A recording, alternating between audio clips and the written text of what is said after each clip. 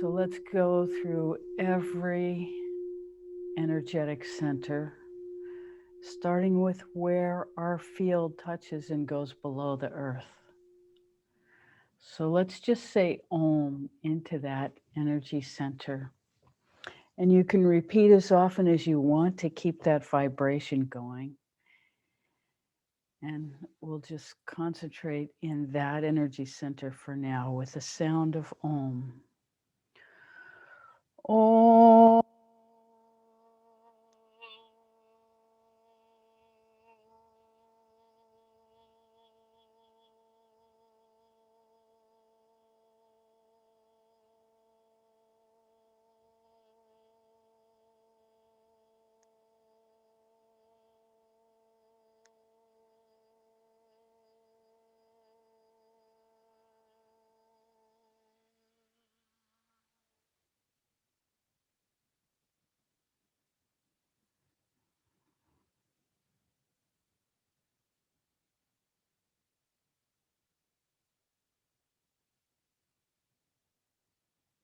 As you're ready, move your attention up to the tip of your tailbone.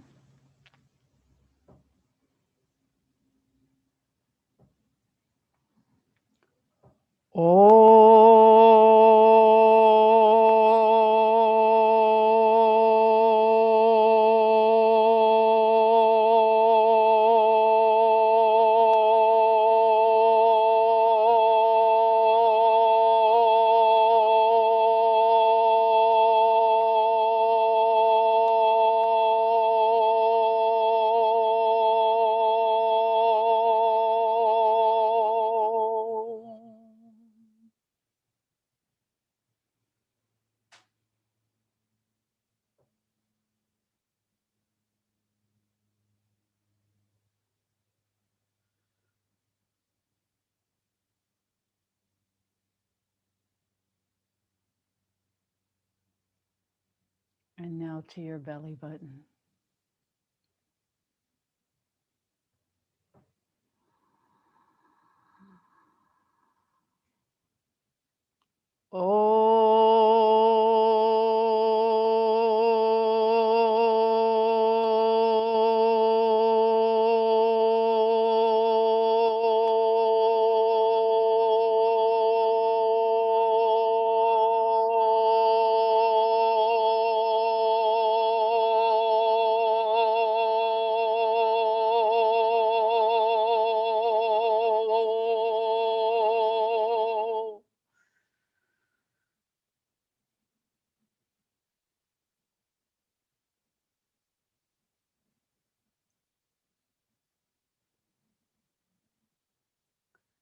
And now to your heart center.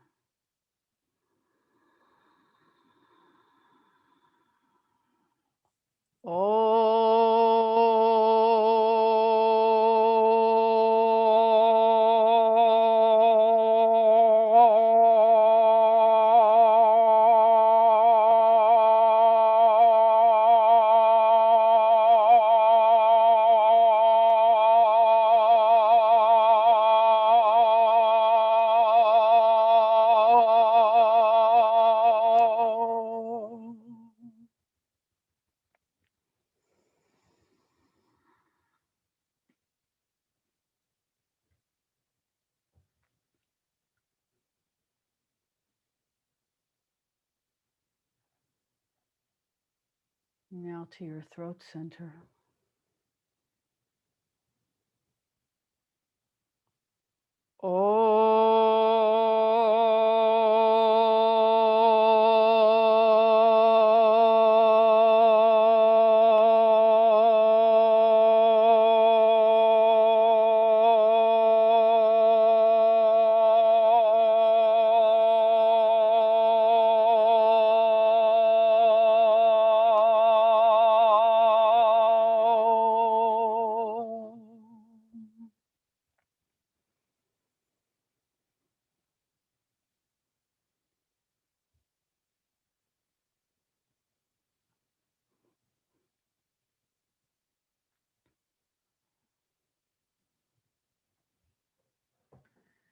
And now to your third eye.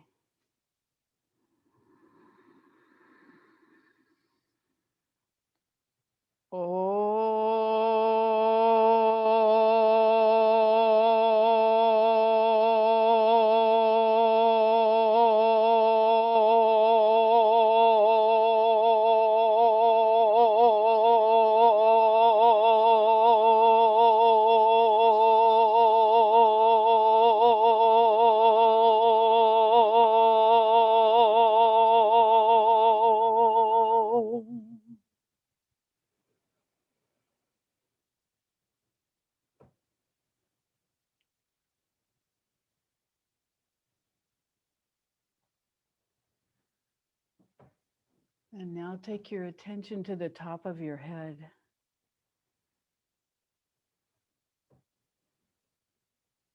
Open up the flower that's there to receive the pranic plasma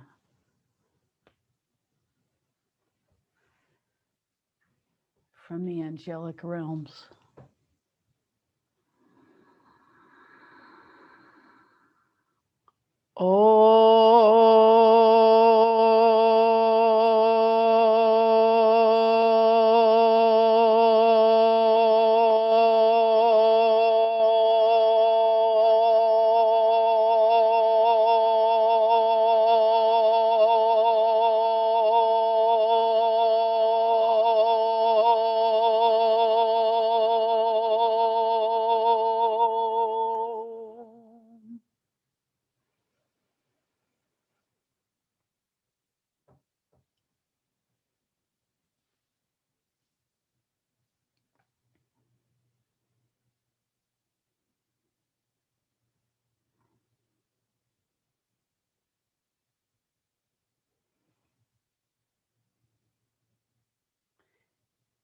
Take your attention to the point above your head where your hands would touch if you made a halo around your head.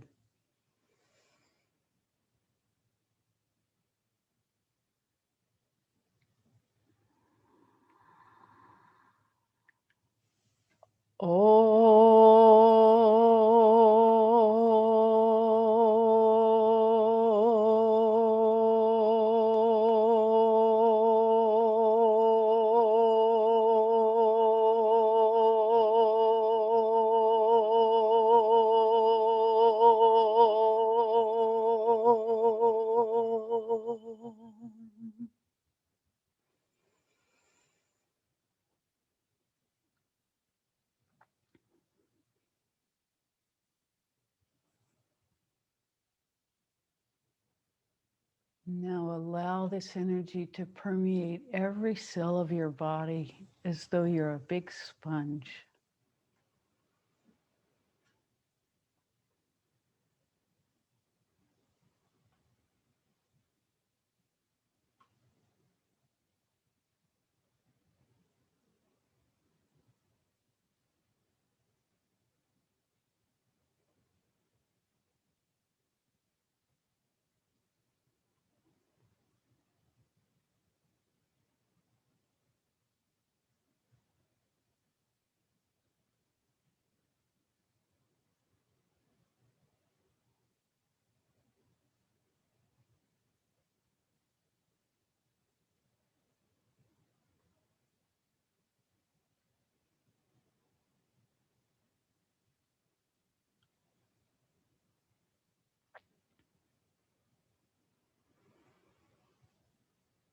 So as you feel ready, bring your attention back.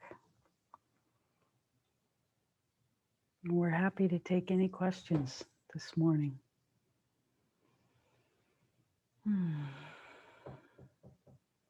That was pretty much fun. How may we serve?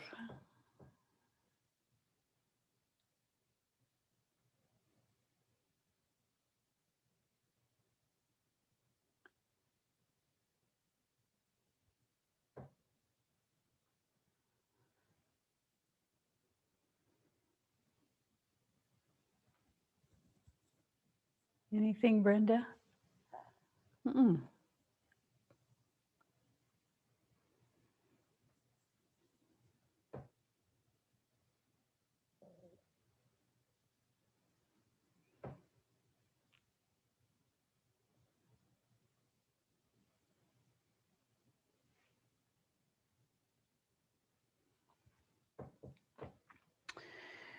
Well,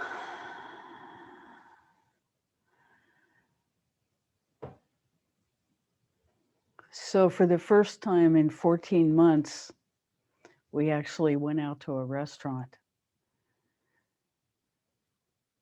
And it was an incredible experience. I don't know if it was that the restaurant itself was serving the best food I've ever had in my life, or if because we haven't had this experience in so long, It was just, really heightened all the the whole sensuous pleasure of the experience was fantastic. So that happened this week. That was really fun. But then the physical reaction to all the different the foods we haven't been eating for so long, that was not so pleasurable.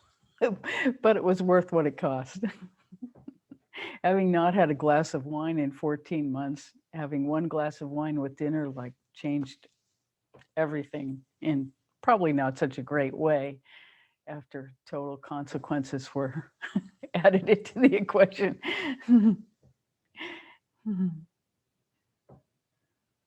Yes. Hello, Annassa. Can you talk about sound and sound frequencies? Oh, yes. That was pretty interesting this morning, wasn't it? How the frequencies of the same sound changed as we went from one energetic location to another. Even though it was the same tone and one would expect the same frequency, it was different because there were overtones that were engaged. This is the experience when having it flow through. Overtones that were engaged with each energetic center. The way it was expressed was different, subtle, but there are a number of musicians here who I'm sure, and people who with energetic sensitivity, I'm sure you all felt it, that it was different from chakra to chakra, how that energy came in or came through and expressed itself. And that was quite interesting to observe from here too. What to say about that is that we are a complex and sensitive energetic being. And as we cultivate our awareness of that, for want of a better word, dimension of ourselves, we are able to interact in terms of our interaction is mostly in terms of allowing ourselves to become available to these energies so that they can express themselves within us. It's not necessarily that we go out and grab something new, that we look outside ourselves and say, oh, I want this, and then we pull it in. It's actually the opposite of that. We look inside ourselves and we open to resonance. And that resonance,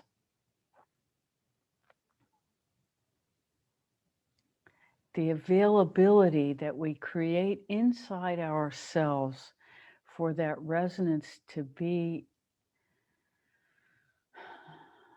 I guess the word is empowered, awakened, to become more of a palpable force inside our being.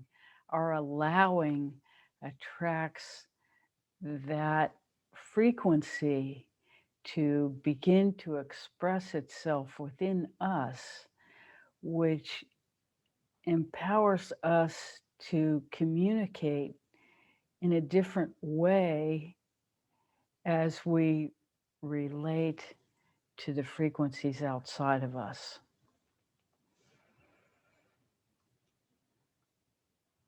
We hope that makes sense.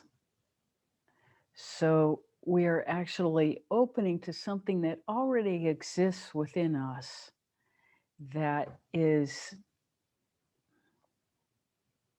empowered by the waves flowing through us, that when we allow it, becomes a palpable force within us. And this is why we say repeatedly that the highest thing one can do is to transform the self.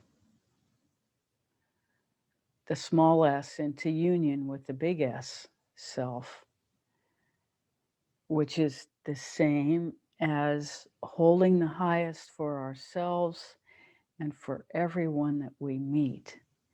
And as we do this, we begin to develop a level of trust within ourselves that our wish to become in union actually contains within it the filtration system to attract that which will make that union more and more real. And in this trust that we evolve within ourselves so that we don't fear what arises to empower us, but instead allow those energies to empower themselves. They already exist within us. Through Ho'oponopono, we clear the way. We clear the way to allow these energies to rise up and declare themselves as the foundation of our awareness. And as we do this, our awareness begins to clear, and we have a greater sense of our connection to the whole.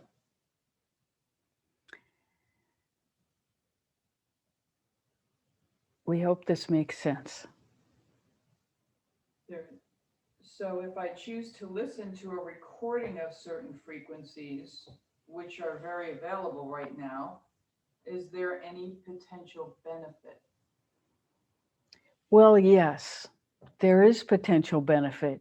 When you listen to these frequencies, we forget which it is. There are several frequencies that have been defined as the frequency of love. There are a couple of them out there. We're not remembering exactly what they are. But in listening to these frequencies and tuning ourselves, so you can listen to a frequency but not take it in. You can listen to it as entertainment and not really absorb it. And that, that's background.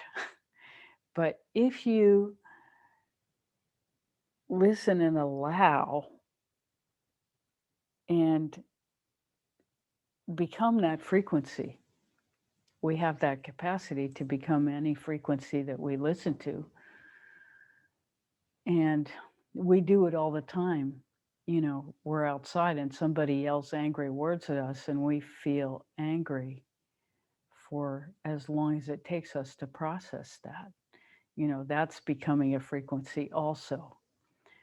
So you can take sound as frequency and literally energetically inhale that frequency to change your own.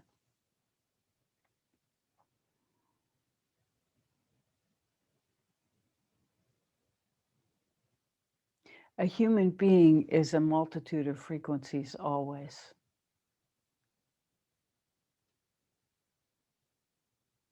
And the deepest meditation is when you join with the source of all frequency.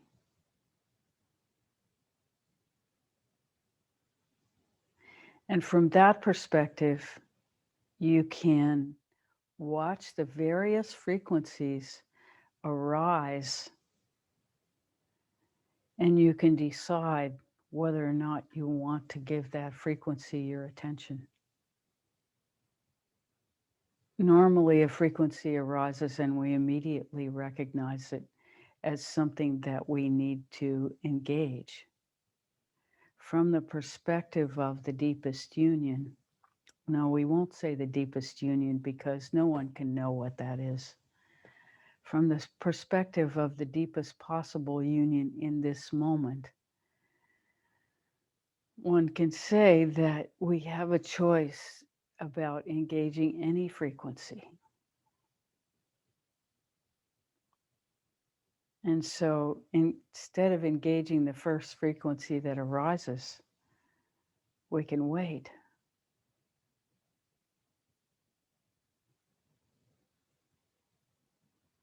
And then we see that we might have a different choice. And as we begin to experience that within ourselves, we understand that principle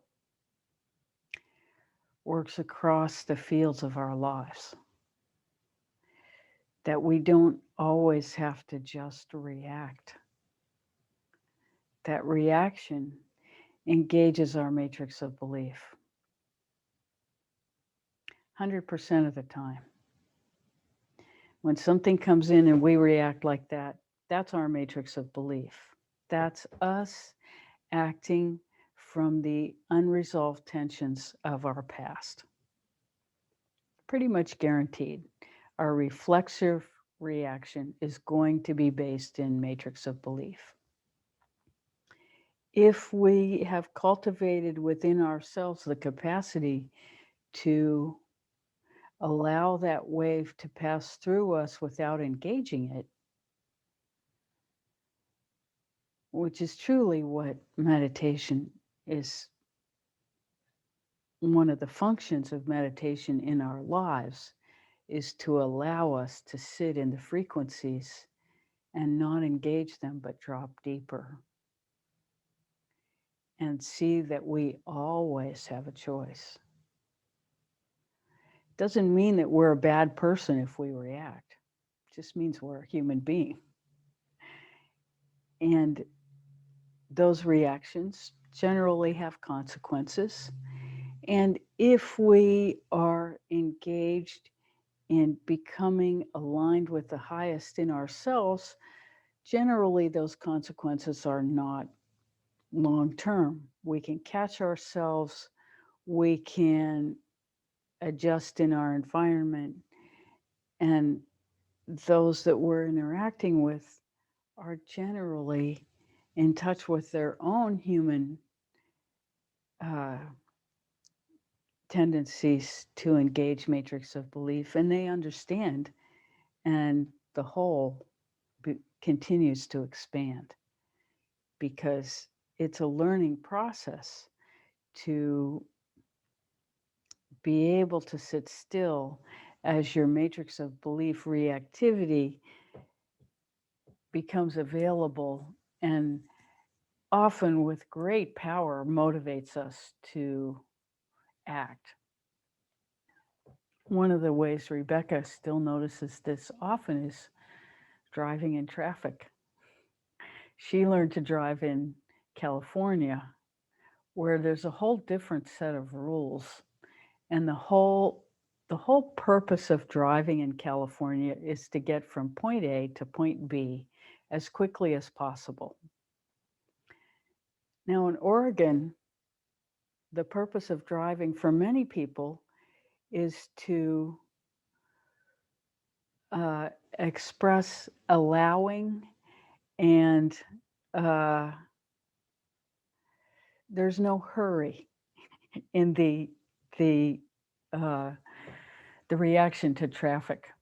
And so, for example, at a stop sign, I mean at a light, a traffic light, when there's a left arrow, nobody pulls out on the arrow. Everybody stays behind the line and waits until there's a clear field, and then one car goes. So this difference in traffic rules is almost intolerable for Rebecca because she wants to get where she's going.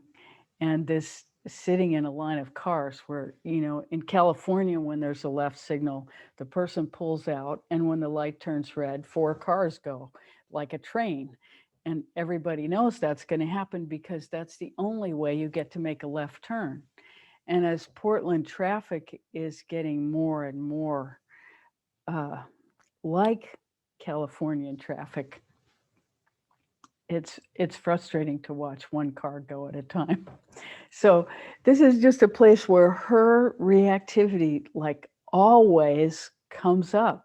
It's like guaranteed in that situation that it's going to, and so it's so interesting to watch over time that that still happens, and how interesting it is to say Ho'oponopono in those moments and allow it to clear, and that energy is free for something else. And to appreciate that people in Oregon have a different matrix of belief about going from place to place, and that that hasn't really changed, even though the intensity of the pressures in those intersections has changed. So that's just a demonstration of matrix of belief and reactivity and how one can engage it. And so we'll tell you a couple of things. She used to get traffic tickets all the time until the discovery of cruise control. and and that takes all the pressure off. There's no longer a decision point in every interaction. So that's cut down on the number of traffic tickets considerably. So we welcome your questions. That was a big diversion. Hope you didn't mind. But that's really what happens. That's where the rubber hits the road for this person.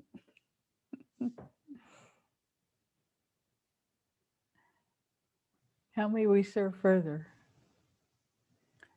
So when you opened today, you talked about going through a reorganization. So the question is, can we hear more about the experience of reorganization? And I don't know if they mean just with, as you were talking about, or in general, but maybe both might be. Well, we can only talk about it from a personal perspective because that's how we experience it. So, this particular reorganization, and actually every reorganization, there is a moment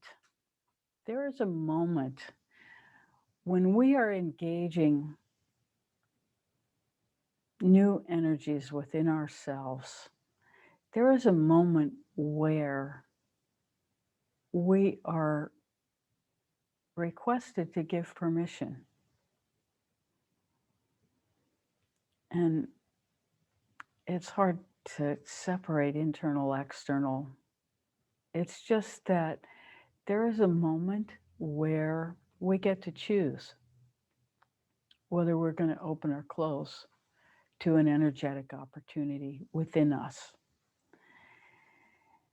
And so this is what we were talking about with trust, is that in that choice moment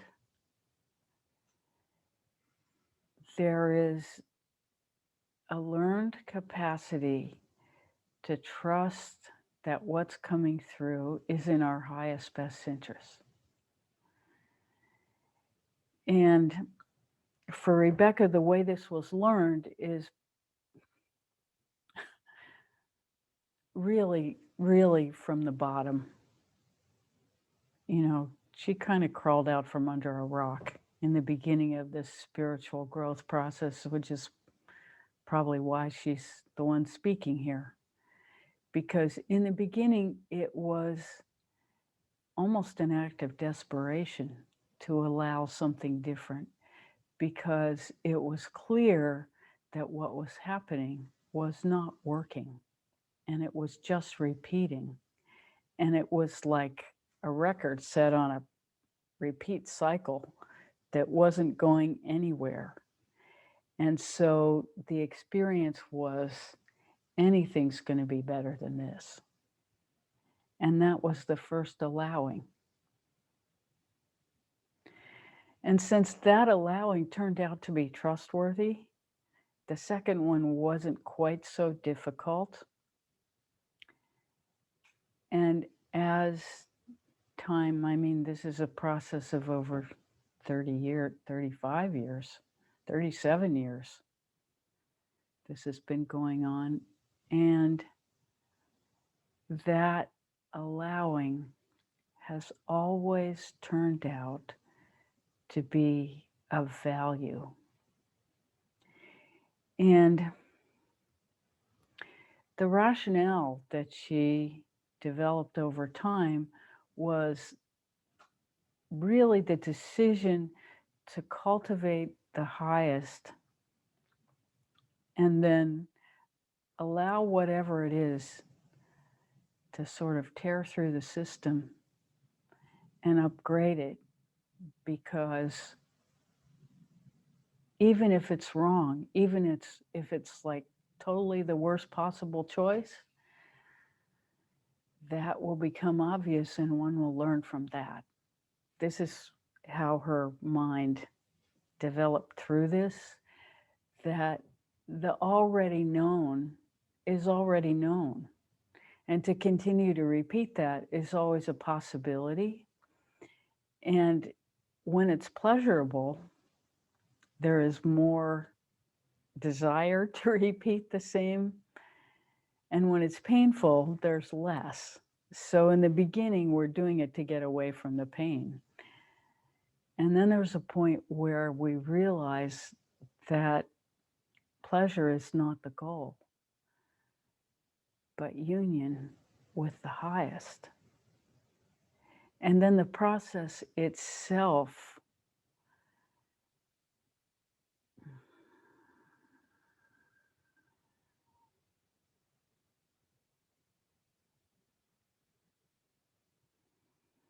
the trust in the process itself grows.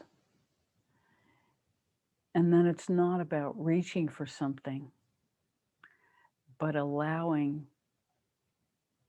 and trusting that what's coming is in alignment with the highest for the whole. And so this has been her process. And very often in her experience, it happens in the dream world.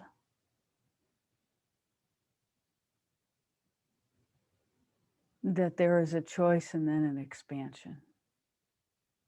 And that's what this was in a big way.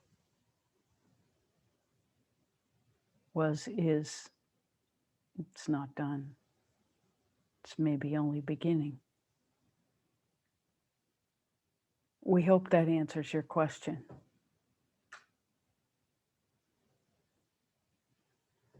How may we serve further?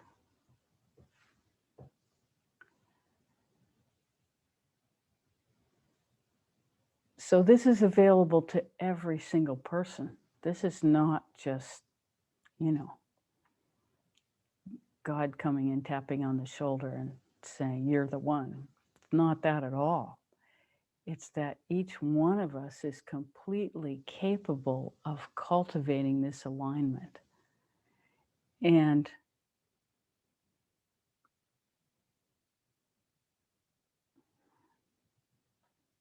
the way to do it is through facing our pain, saying Ho'oponopono, allowing the expansion to wash away the matrix of belief that no longer serves us as we reach for a higher understanding that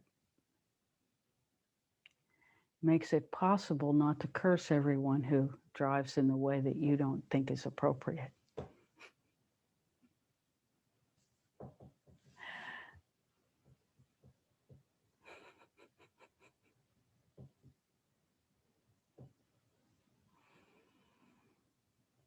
And to even laugh when we see ourselves doing that.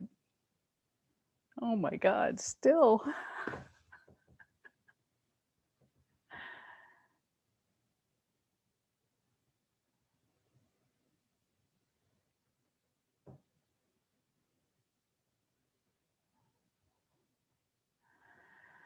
Paul, we have to say that big sky is so beautiful. Just saying, we're responding to his his camera.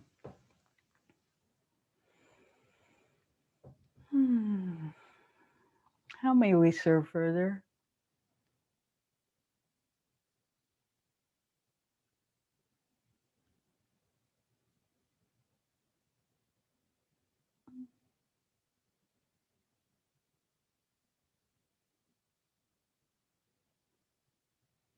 Brenda?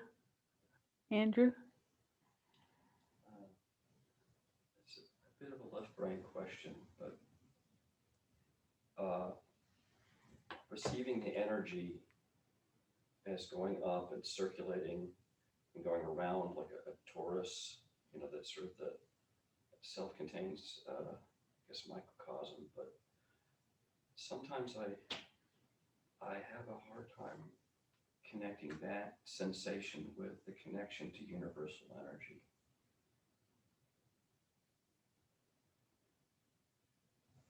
So the question is this: when you feel the energetic system in the central channel and the energy rising up and coming around in 360 degrees and then rising up and coming around, and really it's a continuous process, this flow. And how does that, the question is really, how does that relate to universal consciousness? Is that paraphrasing well enough?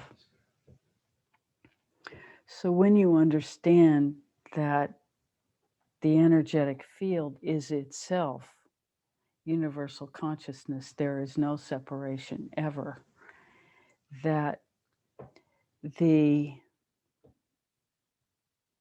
fundamental nature of one cell in our body is that consciousness and contains that consciousness. And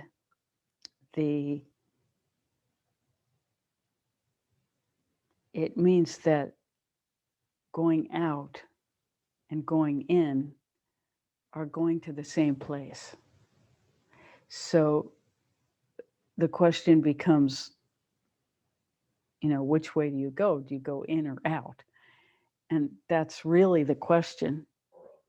Or up or down, yes. But when you understand that fundamentally everything that is an expression of the one thing, then it doesn't matter whether you go in or out, up or down. It is always there, and you couldn't escape it if you wanted to. And so there is nothing that is not that pure awareness.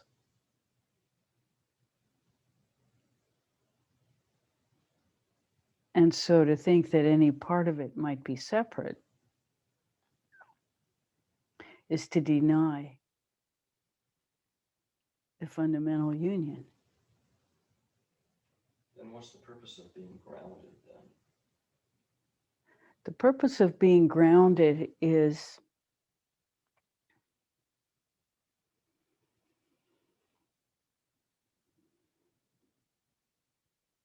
being grounded allows you to play in this dimension.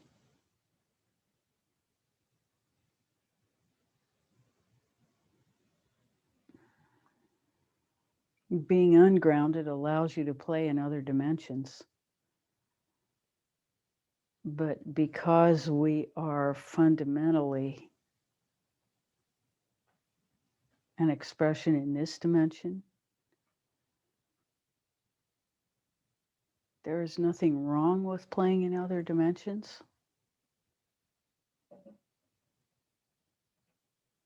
And there's nothing particularly right about staying in this dimension. But it brings us into the whole realm of karma blueprint. Why are we here? And if the purpose of our existence is to understand our union with the whole and participate in that, then being grounded is, and being aware of the whole at the same time is the highest purpose. Because in that union, the whole becomes uplifted because of our awareness and union with it.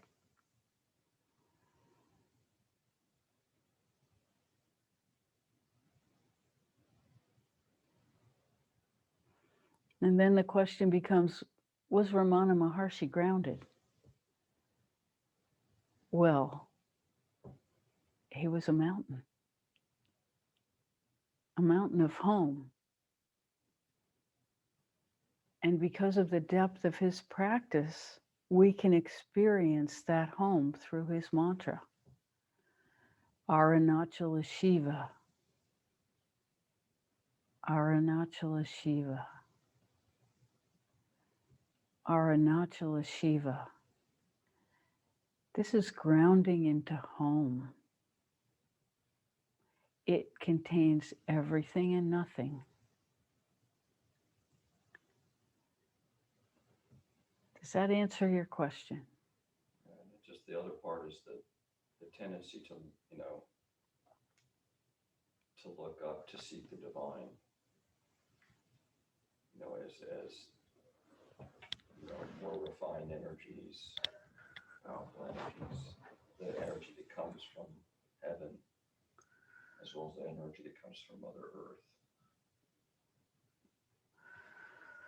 Well, this is really, what we were talking about in the trust of our own evolution, is that there has to be a sense that what we are attracting that is unfolding within ourselves is the highest best for us and for every person that we meet. And this trust is something that we evolve within ourselves as our energetic union with the highest becomes more and more palpable.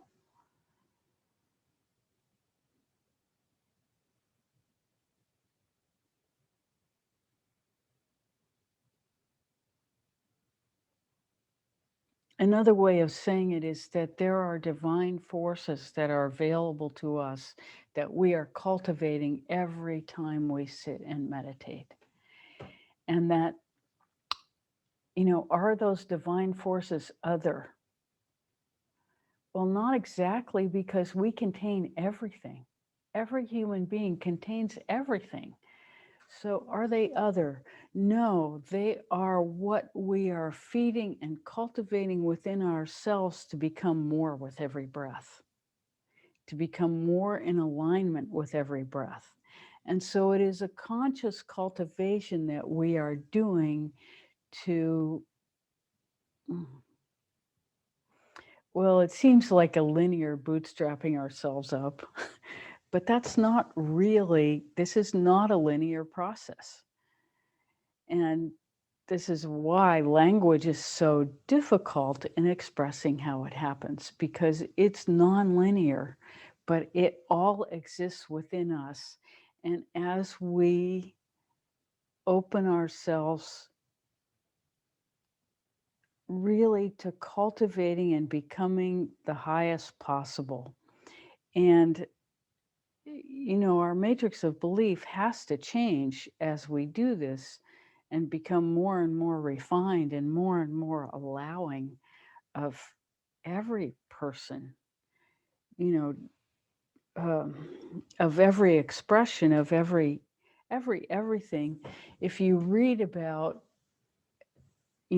truly evolved people, they get to a certain point where they say, the world is perfect as it is. Everything is already in balance. There is nothing to be done. The highest is acting itself out.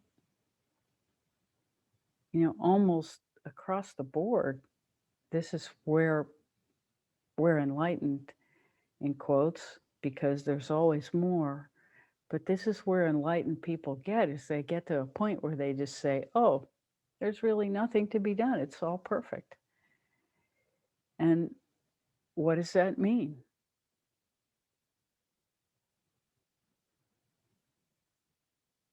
But that doesn't mean that we're exactly there yet. But this is where we're headed. This is what all parts are welcome means.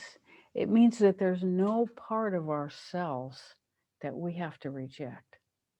Nothing. Original sin it's a concept that was stuck on us deeply, deeply, deeply. But it's not true. We are God. How could that not be true? And so there's nothing in us that needs to be rejected. There's nothing particularly wrong if Rebecca curses everybody she meets on the road, except that she feels terrible.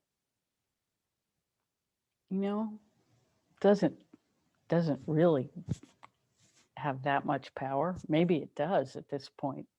Who knows? But the thing is that doesn't make her a bad person.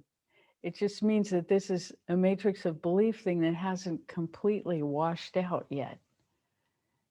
And so, you can laugh and celebrate. I'm still that person.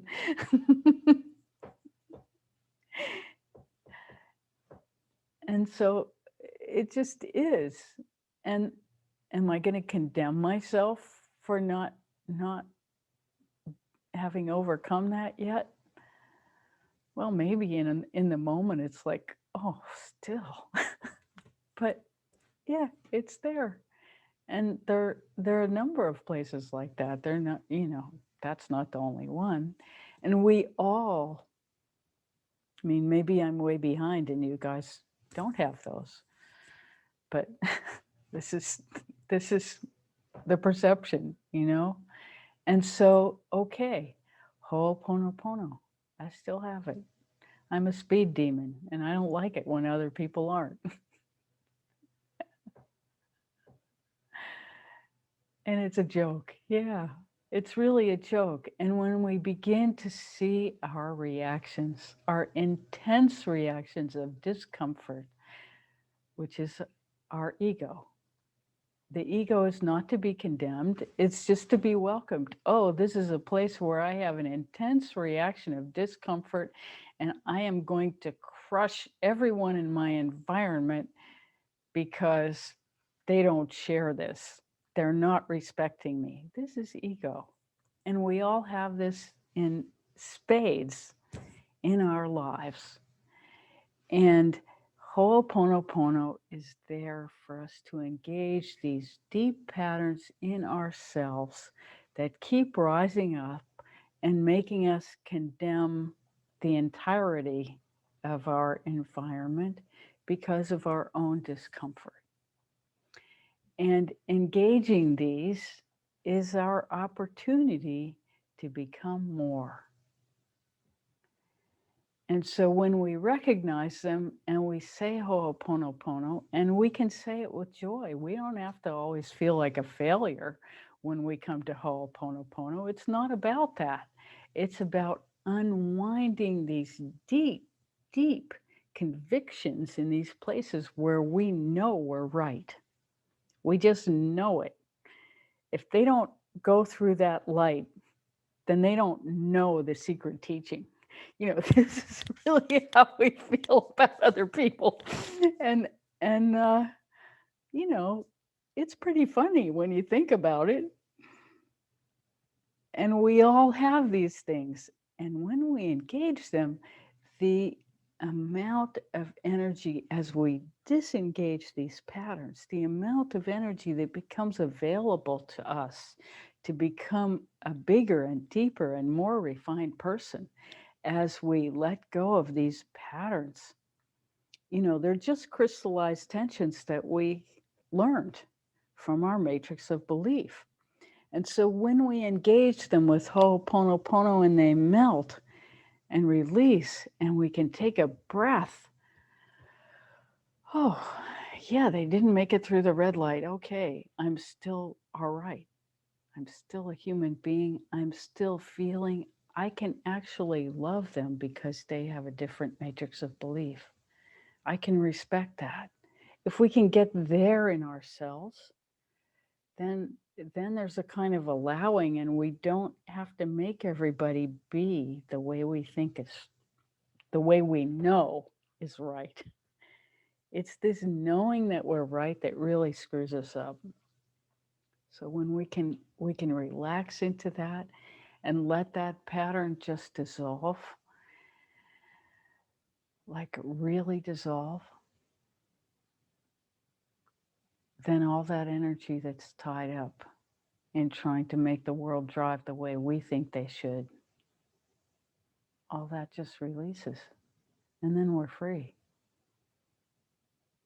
We can let the traffic be whatever it is and understand that when we get to where we're going is when we're supposed to arrive, and that there's no two ways about that. That's the reality. That we're not in control. We never were, and we never will be. The only thing we can control is how we react or don't in every situation that we encounter. Are we becoming bigger, or are we reducing ourselves and everyone around us to something smaller? And even that big and small is not exactly right. It's about flow. Are we flowing, or are we stopping the flow? Are we engaging the highest, which is always, or are we, no, I'm going to have my way? And feel what that does. It just restricts everything. We hope that answers your question. How may we serve further? Hi, it's Kath. Hi, Kath. How are you doing this morning? I'm good. How are you? Good. I was thinking about your going out to dinner, and the thing that I've noticed, because I've been walking and running and hiking during this time, and I always wear a mask. And now that I'm fully vaccinated and all that, I went for the first time last Saturday. I did a solo forest park hike without my mask on, and the thing that I'd realized I missed so much were smells, like the smell of the forest and the smell of cut grass and all this, as opposed to smelling me. And, it's so glorious to get to smell nature. It's just added this whole other dimension of experience that, while I appreciated before, I so much more appreciate now. So I just wanted to share that. My question is, I've been working a lot on deep listening, and it feels like it ties into a little bit of what you were just talking about, because one of the things I found is how much my ego is involved when I'm listening to someone share something with me, that I have my thought I want to put in, and I'm thinking about, before, and I'm thinking about when I can share my idea, and sometimes what they say sparks an idea, and working on just listening fully 100%, being in the moment with that person when they're talking. And I was wondering if maybe you could share some insights with that.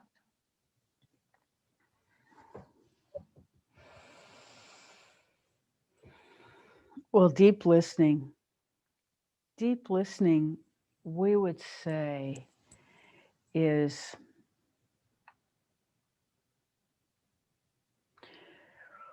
really allowing a deeper part of yourself to be engaged in the listening. And that deepest part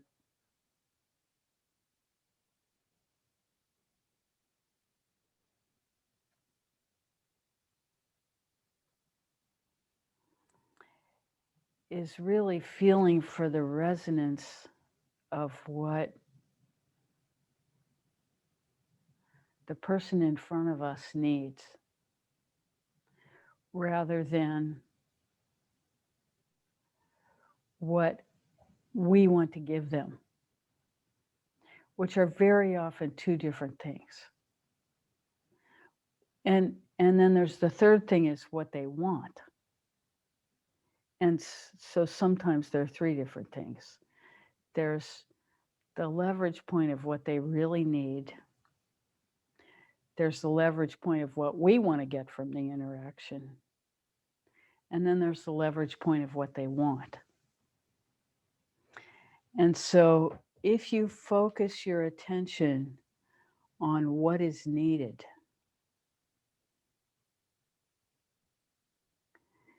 then both people may end the interaction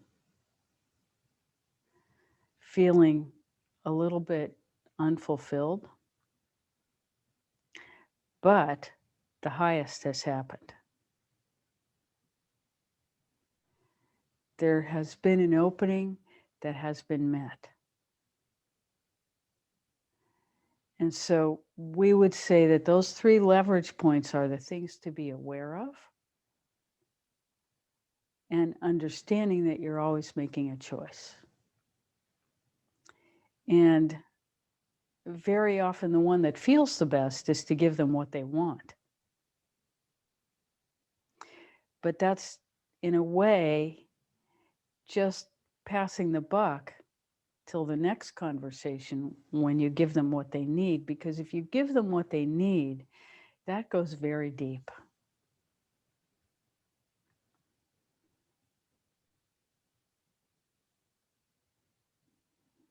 Let's see if we can think of an example.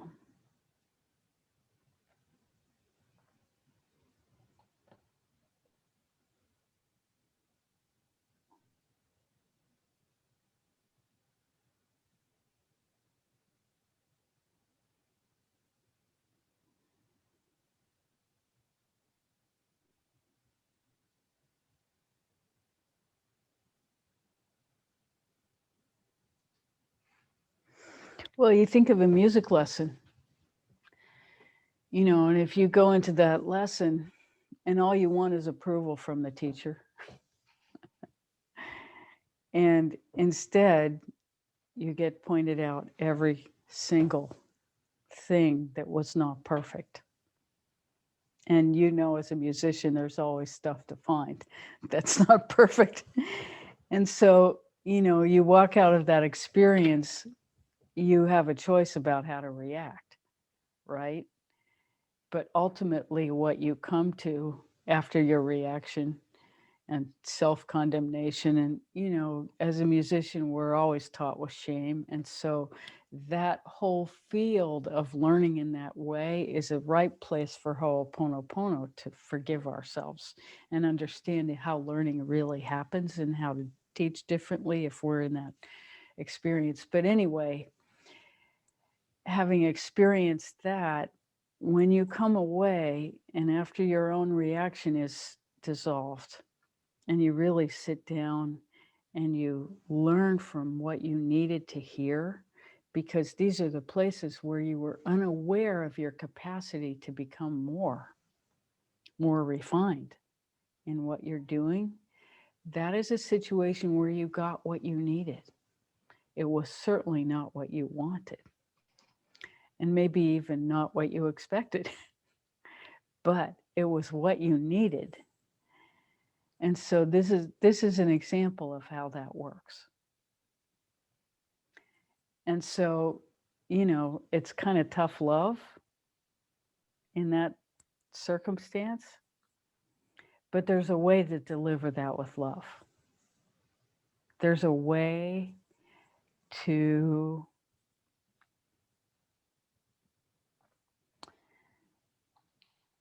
have the person understand. We were taught that if we made mistakes, we were a bad person.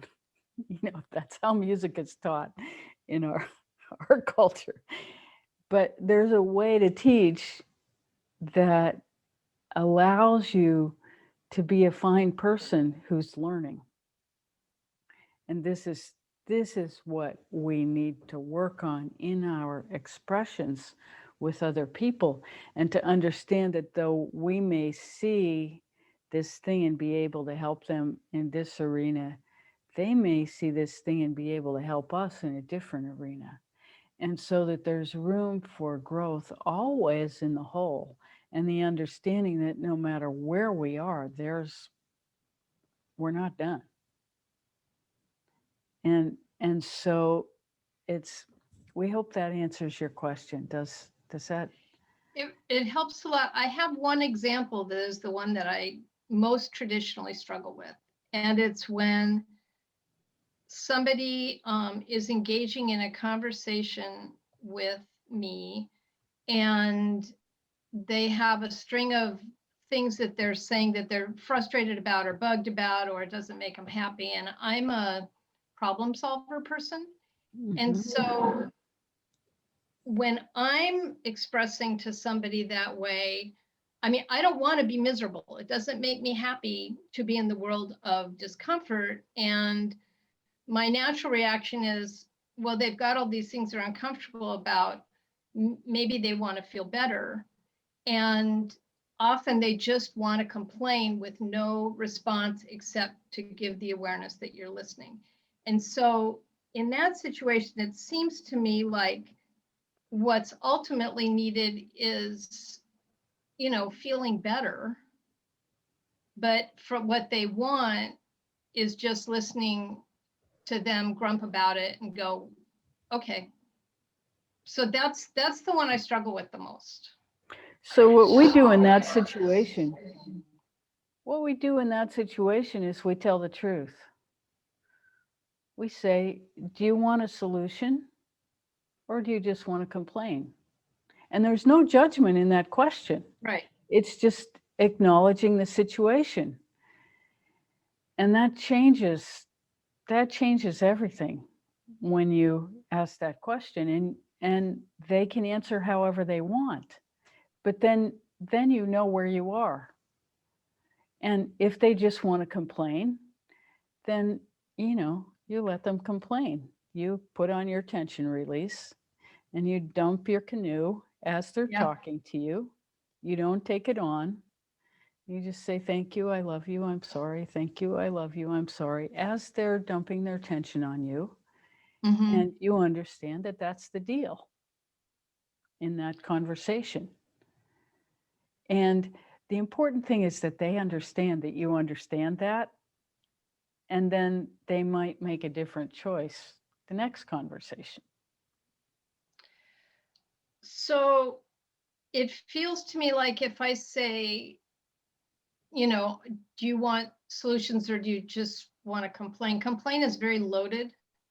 And so my tendency would be to say, do you want solutions or do you just want me to listen? Because I feel like, okay, because that, yeah, if I feel like complaining is a judgment, and it is. Yeah. And, that's totally fine the first 10 times. Yeah, exactly. The 11th time, you say, look, we've been around this mulberry bush a few times. Yeah. Yeah. No, it's really helpful. Yeah. And the hard part is I need to back up enough when I'm listening to like train myself to immediately, when I get any sense that that's the path that it's on, is to say it then, because I have asked them to let me know, let me know if you just want me to listen, if you actually want solutions, and they never do. So it's kind of, I need to remember, and that's part of my training myself, is to do it early enough so the solution switch doesn't go on where I'm trying to help solve. Well, there's also this thing. We're problem solvers too, so we're pretty aware of this dynamic. And often you do see a solution that works 10 times better than anything they've thought of. And so we kind of get attached to that solution. Like, if only you see it my way, then all will be well and this problem will be solved and we won't have this conversation again, because you're probably having it for the fifth or sixth or 100th time. I mean, this is how it is with the people in our lives. We get into these conversation patterns where they expect a certain energetic something from us, and we expect a certain energetic something from them. And then we just repeat that over and over. And so changing that pattern is really what you're talking about, right? So it means that we have to completely let go of our solution. And what happens is very often we're focused on that solution because we know that that's the solution. Forget it. They're not interested in that. So the stepping back is the stepping back to see what's wanted, to actually look for what's needed. What's needed is not the solution, but the awareness that they're repeating the same cycle. And so when we say, you know, say we've had this conversation 4 times with a person and it's still coming back, then it's a legitimate thing to say, do you want to have the same conversation or do you want to do something different? Yeah. But very often understand that may challenge the relationship and they may disappear for a certain amount of time from your life. And that has to be okay with you before you confront. And so that's a very different way of interacting than what we would consider normal friendship. Mm-hmm. So that's a possibility. So we don't do that lightly. But that's consciousness in action. Knowing that the person may leave because of what you say. Because that's very confrontational to identify a behavior that somebody may not be ready or willing to confront. So, you know, and this is a process. You don't have to do it till you're ready. Thank you. You're so welcome.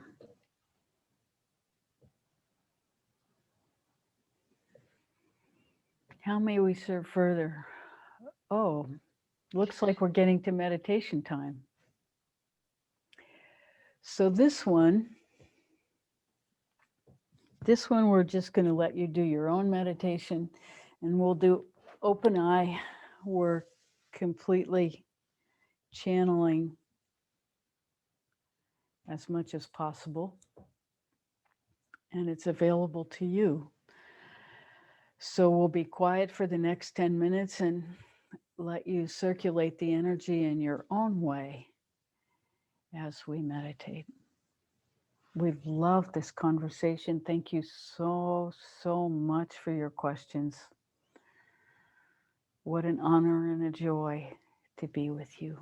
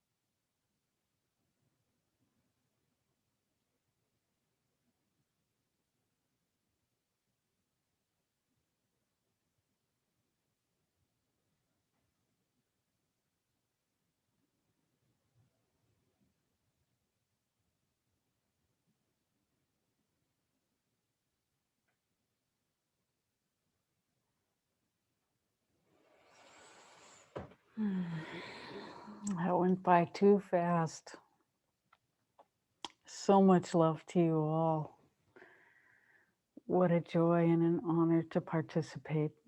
Thank you so much.